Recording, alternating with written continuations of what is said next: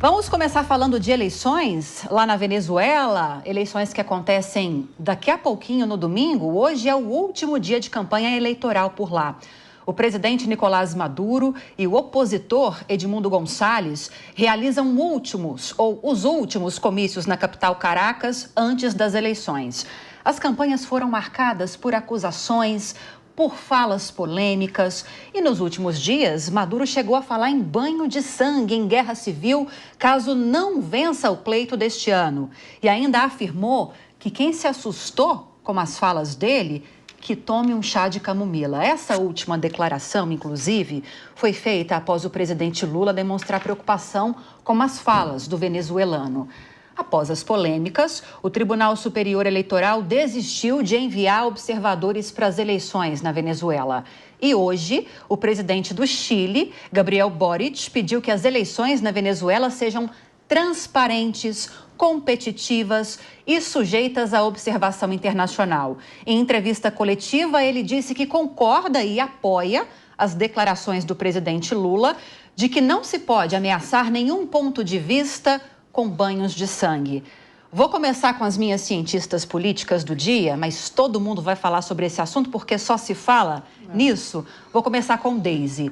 Deise, está havendo um distanciamento entre Brasil e Venezuela? Falo em relação ao presidente Lula, que sempre houve um alinhamento. A gente falava na semana passada a respeito da luta de Lula para que a Venezuela faça parte do Mercosul, inclusive.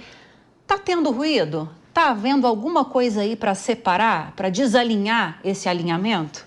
Lívia, boa tarde a todos. Eu não sei se está havendo um ruído, mas um distanciamento por causa da liturgia, do cargo dele, isso com certeza está acontecendo, né? As falas do presidente Maduro, elas foram muito impactantes, foram muito fortes, né? Banho de sangue. A gente até comentou aqui no último Linha de Frente da quinta-feira passada, que imagina se um presidente brasileiro, um candidato brasileiro fala isso, o que acontece, né? As reações, elas seriam muito mais fortes, né? E a reação aqui por parte do Brasil, ela foi muito subliminar. Então, eu acredito que até o próprio Itamaraty entendeu que nesse momento é necessário um distanciamento, tanto é que não vai mais mandar os representantes do TSE para lá. O que causa um pouco de estranheza, e a gente sempre tem que comentar isso. Eu até fui rever alguns dados históricos para entender o porquê dessa aproximação do nosso presidente com o Maduro. Tem uma aproximação diplomática que ela começou em 2003, depois ela se intensificou muito em 2009, e muito por causa das relações comerciais, né? Então, a gente tinha uma relação comercial muito próxima com a Venezuela, a balança comercial do Brasil ela sempre foi mais positiva, mas aí eu fui olhar os dados e dos últimos anos para cá, a economia da Venezuela ela decaiu bastante, então não tem sido tão positivo assim para o Brasil manter essas negociações, porque a gente, né, como cientista político, sempre defende a política real, né, a realpolitik, mas nesse caso um distanciamento é possível e é necessário, porque o presidente Lula sempre vem com esse argumento de a balança comercial, a gente precisa dessas negociações, mas os dados dos últimos anos têm demonstrado que não é tão necessário assim. Então, esse distanciamento da Venezuela, que vive uma ditadura nesse momento, eu acho que ele é até seguro, Lívia. E aí, Maria? Está havendo algum distanciamento? É algo positivo, se é que está havendo, até para o próprio governo que sofre com críticas da oposição, e aqui eu falo governo Lula, justamente pela aproximação entre os dois países? Qual é a sua avaliação? Minha avaliação é que, primeiramente, a Venezuela é a democracia que todo mundo finge que não vê. É a democracia autocrática, com uma ditadura que surgiu desde 99, e sim, havia essa aproximação, principalmente econômica, como a Deise tocou aqui, em relação à questão de exportação de petróleo que eles têm, né? O país senta numa das maiores reservas de petróleo do mundo e continua detendo todo esse poder ditatorial em cima dessa commodity tão importante. Eu acredito que sim, eu espero que o Brasil se distancie, porque esse tipo de regime, tanto de esquerda quanto de direita, regimes ditatoriais, não pegam bem para nenhum tipo de diplomacia ou parcerias comerciais. Então, acredito que pode ser que haja esse distanciamento.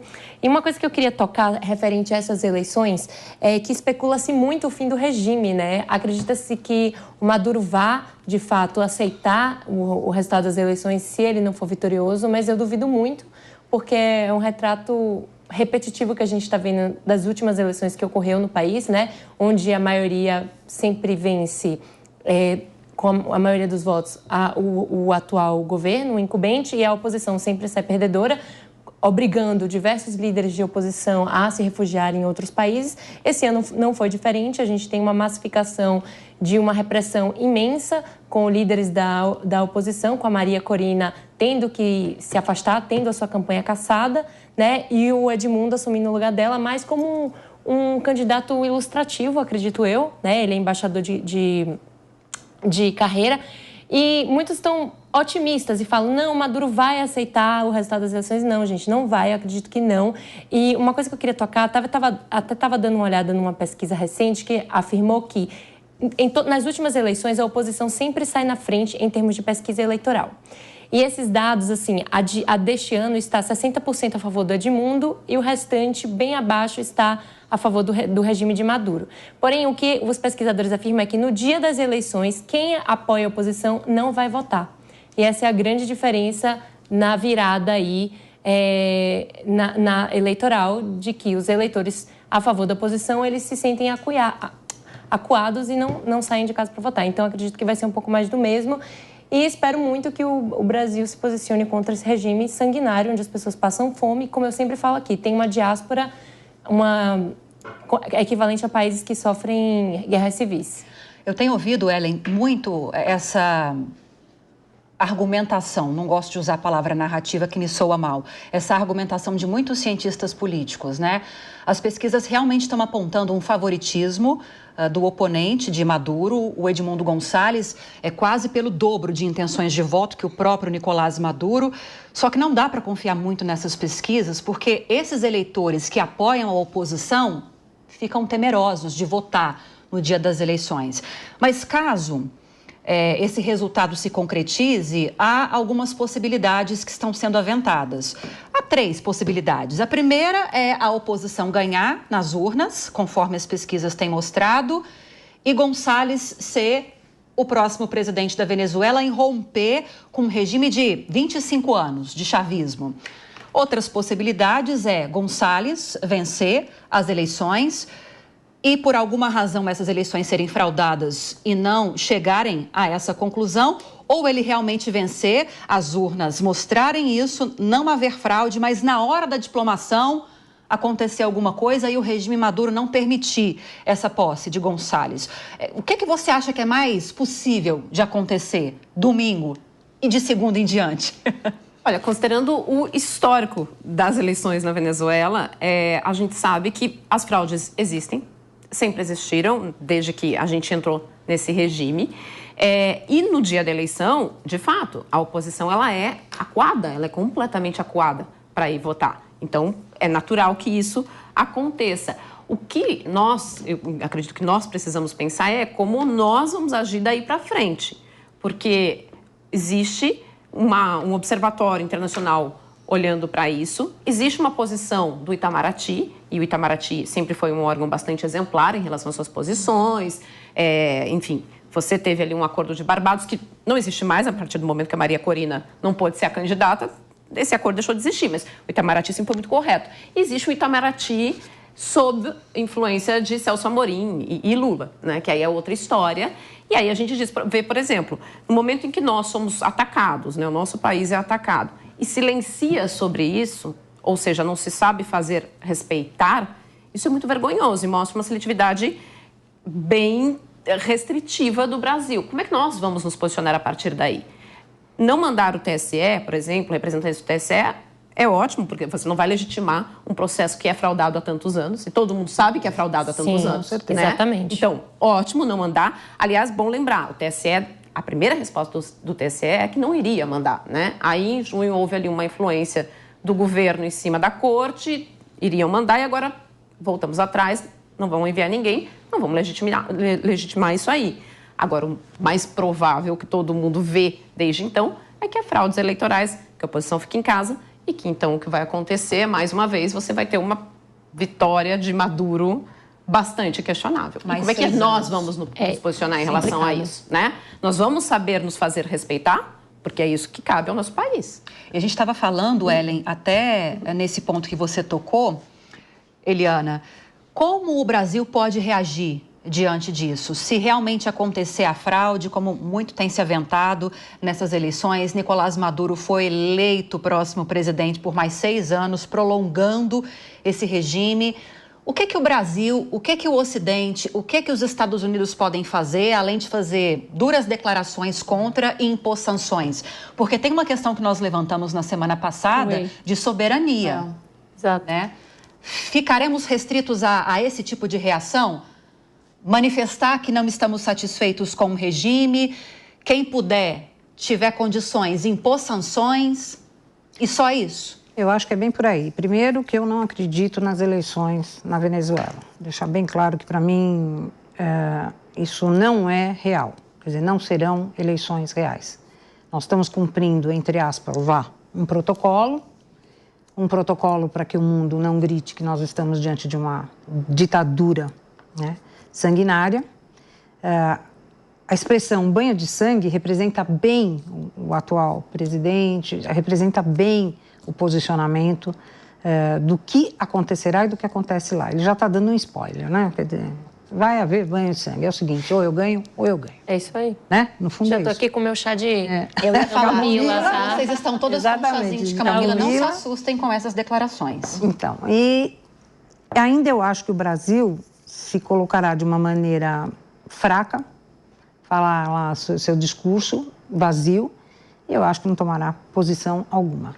É assim, vamos retirar o time de campo, assim como já retiraram o TSE, né, que eu acho viável, que eu acho que não tem que ir mesmo. A gente não pode dar garantia a uma eleição que não se confia.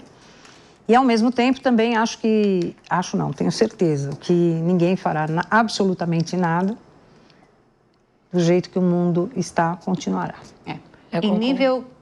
Desculpa, eu concordo, desculpa. Em nível de Itamaraty, quando aquela tentativa de se colocar pela oposição um segundo candidato, Maria Corina Machado, não deu certo, né? Porque a Corte Suprema de Justiça não permitiu que isso acontecesse, uma corte dominada pelo regime de chavistas também, né? De Nicolás Maduro.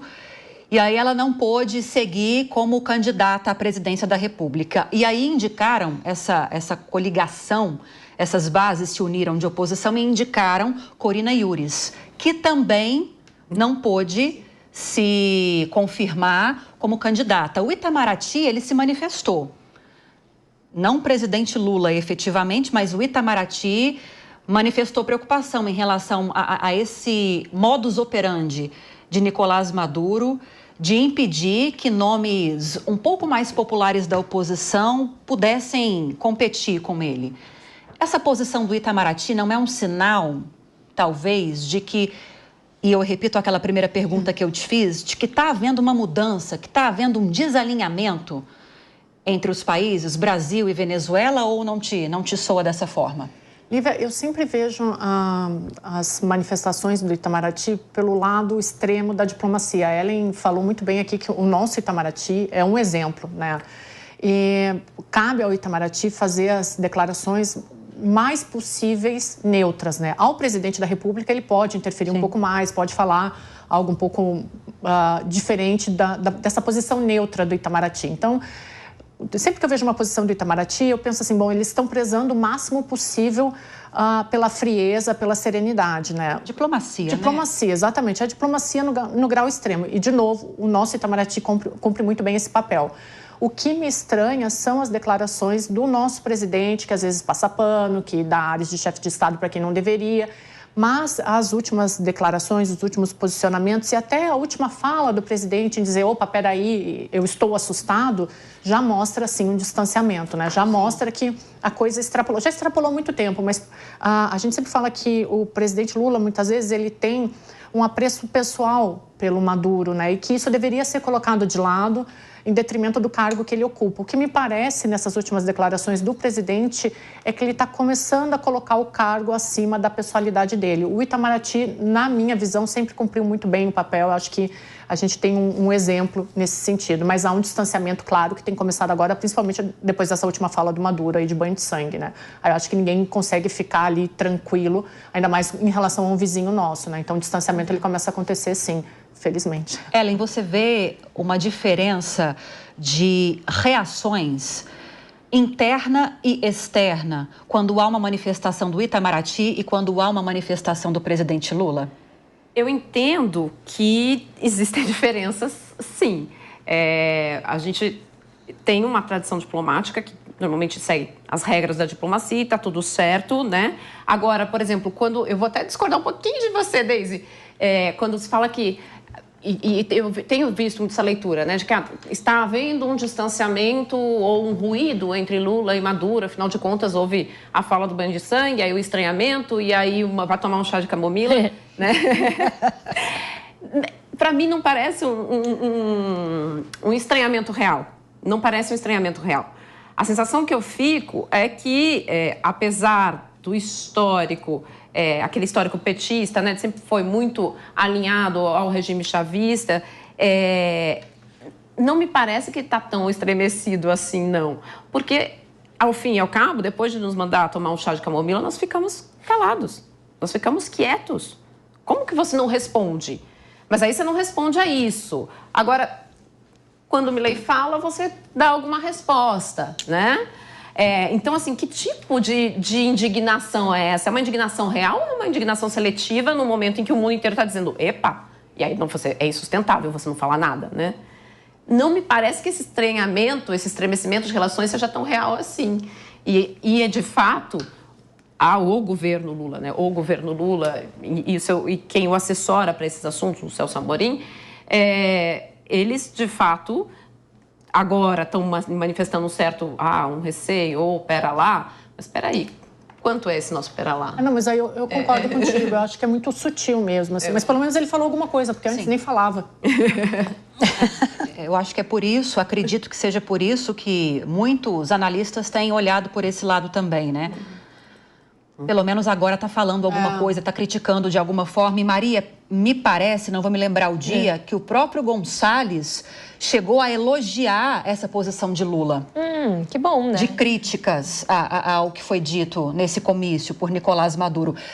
Te parece, talvez, que está havendo esse movimento de distanciamento e de uma aproximação ao mesmo tempo, só que com... De uma futura oposição... Polos diferentes? Eu acho que é muito cedo para falar, mas eu vejo que é muito importante esse posicionamento contra o governo do Maduro, porque o Brasil é o principal país da América Latina, né? E uma potência regional, a gente pode chamá-lo assim, e se posicionar contra esse tipo de regime e denunciando as possíveis fraudes eleitorais e a conduta do governo em linhas gerais é importante demais, porque se o Brasil age dessa maneira, pode ser que haja um efeito dominó em outros países da América Latina também, que são parceiros econômicos da Venezuela, porque, lembrando aqui o que eu sempre falo, Venezuela, exportador de petróleo, beleza, os principais parceiros econômicos da Venezuela são China e Estados Unidos, que também, de certa maneira, cruzam os braços. A China não tem o costume de se posicionar, né, por todo o histórico dele político, e os Estados Unidos têm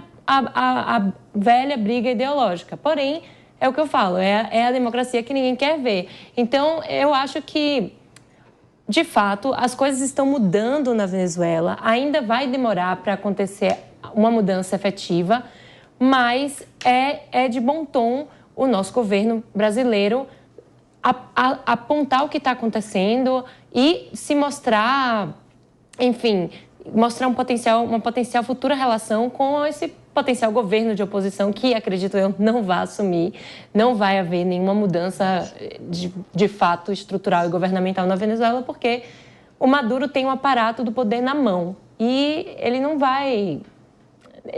Assim, o que vai acontecer lá vai ser muito bem mascarado. Intimidações, as pessoas vão ter medo de votar, vai ter repressão. Então, uma série de mecanismos vão ser utilizados para suprimir o ato democrático e garantir que ele saia vitorioso nas urnas. Enfim, é assim que eu vejo.